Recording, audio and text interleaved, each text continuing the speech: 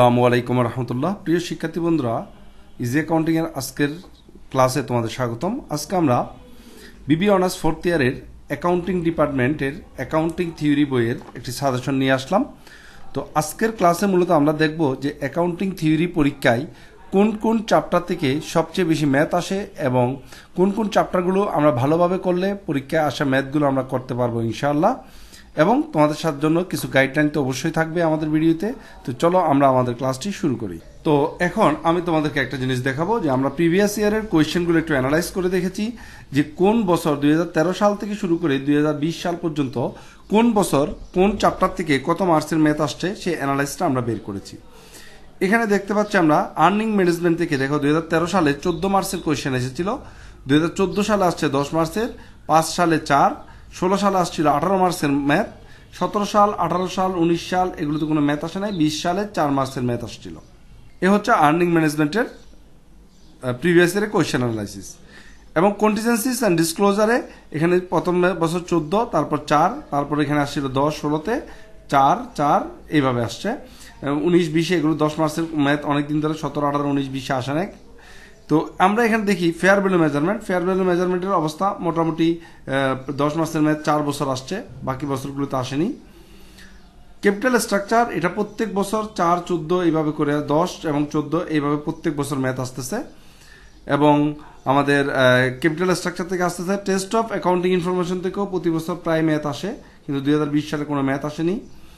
Intelligible থেকে প্রতি বছর প্রায় ম্যাথ আসে, 2-1 বছর আমরা এখানে গ্যাপ দেখতে পাচ্ছি, 10 মাসের ম্যাথ আসেনি। ভ্যালুয়েশন থেকে প্রতি বছরই ম্যাথ আসে। তো এখন আমরা এই কোয়েশ্চেন প্যাটার্নের আলোকে আমরা বলতে পারি আমাদের জন্য এই যে ভ্যালুয়েশন চ্যাপ্টারটা খুবই গুরুত্বপূর্ণ একটা, ইনটেনজিবল চ্যাপ্টারটাও খুবই গুরুত্বপূর্ণ, টেস্ট অফ অ্যাকাউন্টিং ইনফরমেশন এই চ্যাপ্টারটাও খুবই গুরুত্বপূর্ণ, ক্যাপিটাল স্ট্রাকচার এই চ্যাপ্টারটাও খুবই গুরুত্বপূর্ণ। এবার এই 4টা চ্যাপ্টার করার পরে এই 4টা চ্যাপ্টার আমাদের অবশ্যই শেষ করতে হবে।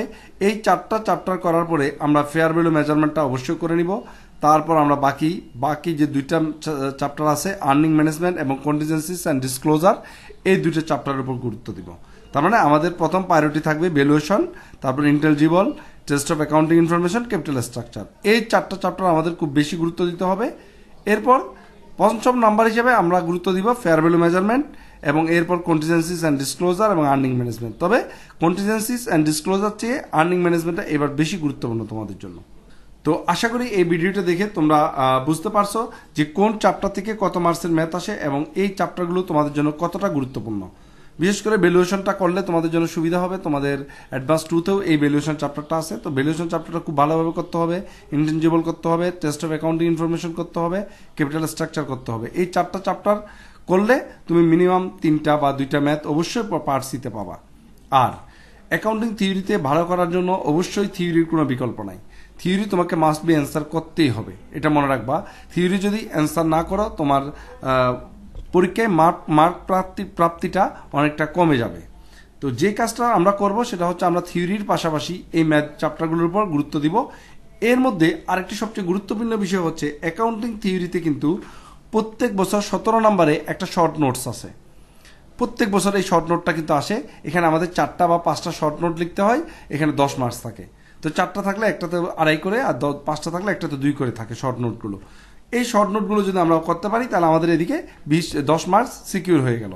আর ম্যাথ থেকে যদি আমরা 2টা বা 3টা ম্যাথ দিতে পারি আর একটা থিওরি দিলে আমাদের মোটামুটি ফুল অ্যান্সার করতে পারবো, আমাদের সিজিপিএটা খুব ভালো হবে। তো এখন আমি তোমাদেরকে দেখাবো যে শর্ট নোটটা থেকে কি শর্ট নোটগুলো আসতে পারে, কি শর্ট নোটগুলো পড়তে হবে তোমাদের। এখানে আমি কিছু শর্ট নোটের লিস্ট দিয়েছি, দেখো 25টা শর্ট নোট। যেই শর্ট নোটগুলো প্রিভিয়াস ইয়ার প্রশ্নে আসছিল সেগুলো আমি সুন্দর করে এখানে সাজায় রাখছি। এই 25টা শর্ট নোট যদি তুমি জানো, এখান থেকে 4টা শর্ট নোট অবশ্যই তুমি পরীক্ষার হলে পাবা ইনশাআল্লাহ। তো এই শর্ট নোটগুলোর মধ্যে কোনগুলো সবচেয়ে বেশি গুরুত্বপূর্ণ সেগুলো আমি দেখানোর চেষ্টা করেছি। এখানে আমি দিয়েছি যে এই কালারের যেগুলো আছে সেগুলো মোস্ট ইম্পর্ট্যান্ট, এই কালারের যেগুলো আছে সেগুলো হচ্ছে একটু মোটামুটি ইম্পর্ট্যান্ট এগুলো, আর লেস ইম্পর্ট্যান্ট হচ্ছে লালগুলো, অর্থাৎ এগুলো 2020 সালে চলে এসেছিল, তাই এগুলো আমাদের এবছর আসার সম্ভাবনা খুবই কম। তো এছাড়া আমরা বিশেষ করে যেই মোস্ট ইম্পর্ট্যান্ট যে শর্ট নোটগুলো আছে এই শর্ট নোটগুলো আমরা পড়ে নেব। এখানে আছে 1টা, 3টা, 4টা, আর এখানে 4টা, 8টা, আর এখানে আছে 4টা।